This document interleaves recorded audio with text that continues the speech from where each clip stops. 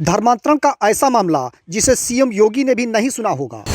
धर्मांतरण के ऐसे मामले को सीएम योगी लव जिहाद कहेंगे या कुछ और नाम देंगे। बाप ने हिंदू रीति रिवाज से बेटी की शादी की, लेकिन पति तो कुछ और ही निकला। ससुराल की चौखट पर ही दुल्हन को पता चल गई सच्चाई। दुल्हन के बाप को लगी खबर तो सदमे से हो गई मौत। हिंदुस्तान में धर्मांतरण बहुत बड़ा मुद्दा है। आमतौर पर जब कोई धर्म छिपाकर शादी करता है तो उसे हिंदुस्तान में लव जिहाद का नाम दिया जाता है। लेकिन लव जिहाद के खिलाफ अभियान चलाने वाले सीएम योगी की यूपी में एक ऐसा मामला आया है जिसे सुन योगी भी हैरान हो जाएंगे। आम आदमी नहीं, सीएम योगी के सामने भी कभी ऐसा मामला नहीं आया होगा। मामला डिप्टी सीएम केशव प्रसाद के जिले कौशाम्बी का है, जहां एक बाप ने अपनी बेटी की हिंदू रीति रिवाज के साथ शादी की। लड़की के घर बारात आई, द्वार पूजा हुई, जयमाला हुई, 7 फेरे हुए, दूल्हे ने दुल्हन को मंगलसूत्र भी पहनाया, उसकी मांग में सिंदूर भी भरा और लाल जोड़े में दुल्हन अपने पति के साथ ससुराल के लिए विदा हो गई।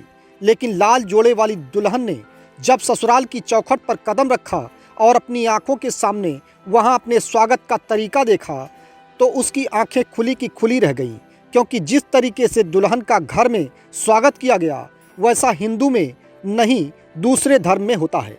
मेरा नाम सीमा चौरसिया है। मेरी शादी घरवाली में संदीप चौरसिया के साथ हुई। मैं जब शादी के बाद फर्स्ट दिन गई, वहाँ मैंने देखा ये लोग ईसाई धर्म को मानते हैं और मुझसे भी मानने के लिए ज़बरदस्ती किए। जब मैं मना की तो उसके लिए मुझे मारा पीटा गया और दहेज के लिए भी मुझे मारे पीटे। इसी तरह ये लगातार मुझे परेशान करते रहते थे, पीड़ित करते थे।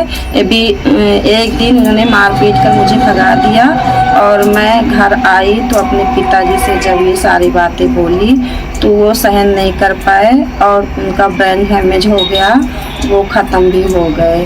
तो सुना आपने, धर्मांतरण का ये मामला अजीब है ना, क्योंकि इसमें सिर्फ दूल्हे ने झूठ बोलकर शादी नहीं की, बल्कि पूरे परिवार और रिश्तेदार भी शामिल हैं।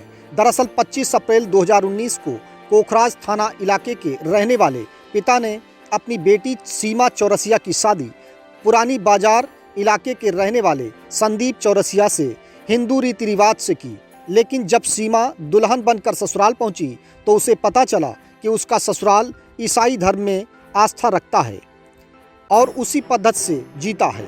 सीमा पर भी पति और ससुराल वालों ने धर्म बदलने का दबाव डाला, लेकिन सीमा ने मना कर दिया, जिसके बाद सीमा को लगातार ससुराल वाले प्रताड़ित करते रहे और दहेज में कार मांगने लगे और शर्त रखी कि अगर वह ईसाई बन जाएगी तो उसे दहेज में कार नहीं देनी पड़ेगी और नहीं मानेगी तो उसे कार दहेज में देना पड़ेगा। जब इस बात की खबर सीमा की पिता को लगी तो सदमे से उनकी मौत हो गई। सीमा अब न्याय पाने के लिए पुलिस की चौखट पर पहुंची है। आपने थाने में रिपोर्ट दर्ज कराई है, क्या कार्रवाई की पुलिस ने? पुलिस ने बस दहेज प्रथा के लिए कार्रवाई की है और धर्म परिवर्तन के लिए कोई भी कार्रवाई नहीं की और ना ही मेरे पिताजी के डेथ के लिए। किसी को गिरफ्तार किया पुलिस ने अभी तक? नहीं, आज तक किसी को भी नहीं किए हैं। पुलिस की कार्रवाई से आप संतुष्ट हैं या नहीं?